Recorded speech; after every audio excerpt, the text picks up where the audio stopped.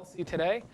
Today we're here with Brenda Owens. Miss Brenda Owens is a guidance counselor for the students at Early College High School. Thank you for being with us today. Thanks for inviting me. Yeah, so tell me, what is Early College? Well, Early College High School is a PSEO type of program where students come and get their high school diploma and concurrently will earn their Associate of Arts degree, which is the first 2 years of a college degree, while they are in high school. So again, in the 4 years that they're here at Early College High School, they'll be taking high school and college courses concurrently, and in the end they'll have their high school diploma and their Associate of Arts degree. So they finish on the same day with both? They finish right around. on the day of, it's actually interesting, they finish their college diploma first, because the college usually graduates in May or early May. Their high school one they don't usually get until June 6th or 7th or something like that, because that's when high school gets there. So, yeah. so ironically, they get their college degree first. But if they've done everything they're supposed to do, they have all their credits in order, and they have their high school requirements met, they have their first 2 years of college under their belt. That's great. How it's also different than PSEO is, again, like PSEO, students are earning college credits while in high school. However, our students don't have a grade point average requirement to get into early college. Our requirements are that students be first generation college bound students, meaning that their immediate family cannot have completed a college degree. So we say completed, meaning they could be in the process, your parents or your brothers and sisters could take some college classes as long as no one has completed a degree in the time that the student has enrolled. Okay. Another difference than PSEO is that PSEO students traditionally attend their high school, their home high school, come out to LCC to take college classes. Our students are right here on the campus, so they're going to high school, they're going to college all at the same time. So they're here every day? They're here every single day. Okay.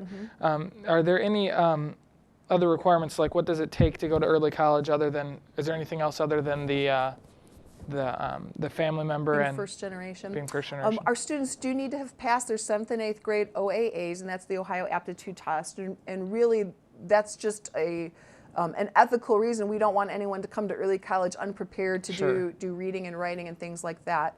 And we also want to make sure that they passed 8th grade, of course. Right. Okay. Yeah. What is the cost? Is there a cost associated with this? There's technically no cost associated with early college high school as long as students stay on path and do what they're supposed to do. We do have a caveat to that, which is that if a student fails a class, they are responsible to pay for that class and the books that go along with that class. So again, part of our goal is keeping students successful and on track so they don't have to go back and pay anything. And that's a great incentive to keep them motivated to do well. Right, and we've had former graduates tell us that when they go to their next college after early college and they're talking about cost of classes and things like that. One student figured it out and said he saved $35,000. So it's a lot of money. I bet. Yeah. So what a great opportunity to be able to finish with a degree and your high school, education all wrapped up in one and not have to pay anything. That's another awesome. benefit of early college too is that students get really acclimated quickly to what's expected of them in a college class, and it's a lot different than what students are usually used to for a high school class. Sure. Again, one of the biggest transitions students have to make is going from 8th grade to 9th grade anyways. I mean, traditionally that's a big transition for a student. Yeah. Our students feel that probably 10 times fold because they're actually transitioning from 8th grade to college. Right. So they really have a lot to get used to. And, and again, we have a very strong guidance staff. We try to keep on top of things, give them as much support as we can. Sure, that makes sense. How long has early college been in operation? The first early college class came, early college started in 2004. The first graduating class was 2008, and there was about 36 students that graduated with their Associate of Arts degree. Now that doesn't sound like a lot, but keep in mind that the original class, there was only about 60 students.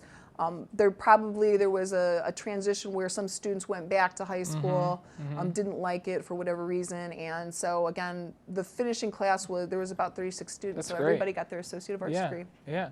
Well, we're going to take a quick break. When we come back with Ms. Owens, we're going to take a look at some photos that she brought in of some different things that go on around the school, so stay tuned.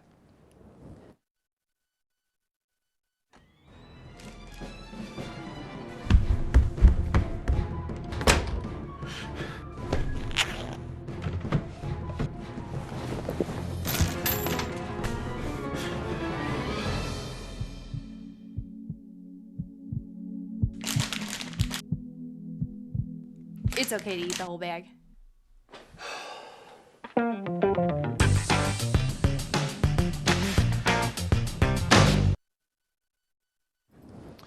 Welcome back to LC Today. I'm Ryan Loper, and right now we're chatting with Brenda Owens, a counselor at Early College.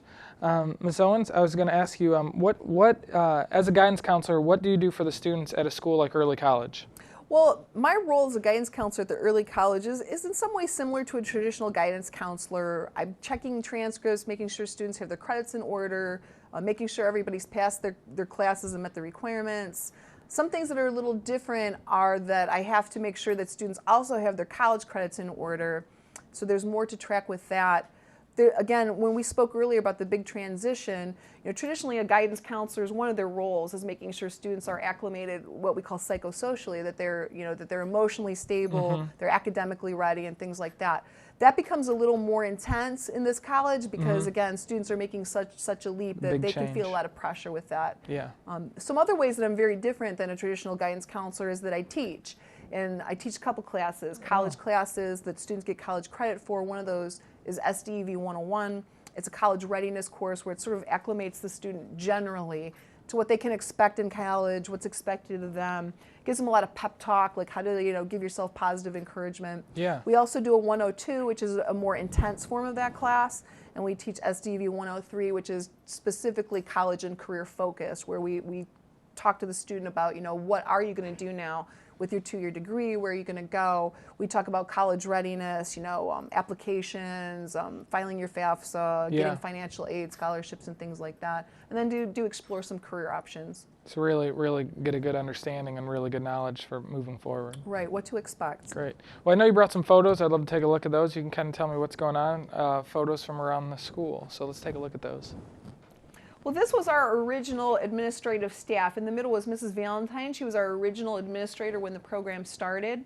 Okay. There's 4 people are actually still on board with us now. Mrs. Kelly there in the front in the black. Miss Burnett is our main lab assistant for chemistry and biology. Mrs. Arnold behind her, she does all our records keeping. And then Mrs. Smith over there on the far right, she's one of our tutors and our study hall assistants. Okay.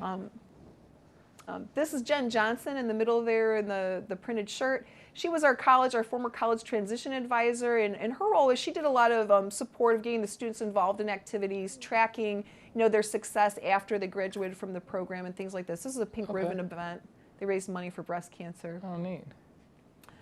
This looks like one of our extracurricular activities through a class. It looks like it's probably biology related.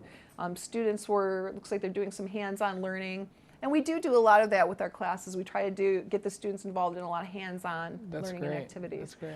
This was another great experience student had through Dr. Harry Kessler's class. It was an AIDS research class, so students had an opportunity to do some AIDS research, see how they liked science and doing research, and then they had an opportunity to go to Canada and compete in a competition, and they did quite well. Wow, that's great.